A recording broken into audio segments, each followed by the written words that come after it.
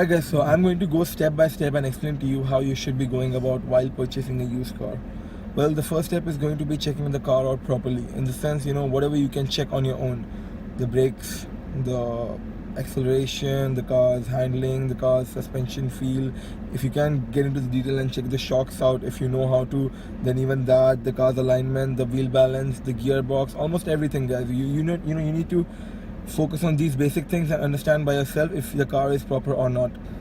The second step is going to be having a comprehensive test on your car done, which is basically a complete check for the car, and it's going to be taking the minor details out of the car, in the sense like to the point. And how you can go about it in Dubai, the cost for that is almost 500 dirhams. So what you can do for it is that you can have a talk with your dealer and you can basically convince him that you will pay the 500 dirhams now, but let's say the dealer is hiding something from you, or the dealer is he's not telling you about some major accident or something, and he's keeping that from you. Then what you can do is you can tell the dealer that you will pay the 500 now, but as soon as there's a problem in the car which he did not inform you about, then he's entitled to paying the 500 dirhams no matter what. That means he's going to basically be reimbursing you the 500 dirhams.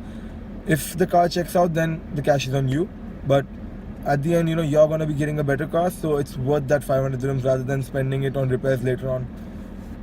The third step is going to be after you have done taking the car, if you still have few doubts, like let's say it's an American car, it's American import, and American imports are usually an accident car, like 95% of the times. In those situations, what you can do is, even after the comprehensive test, go for an find your own mechanic, go to him, talk to him, and ask him to check the car properly. He will obviously know much better than you. He might be knowing much better than even those people at the testing center.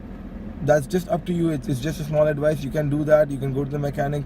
He will be in your favor. He'll be talking in your favor, so that's going to be your benefit. Alright guys, so once everything checks out and you know that the car is fine and there are not much issues in the car, then you can go ahead and purchase it. But guys, please do prefer to go for GCC cars and not American cars, as American cars are usually accident cars, and you cannot rely on how they have been repaired. And then there might be something that looks proper, but then in the future it might end up to be a lemon.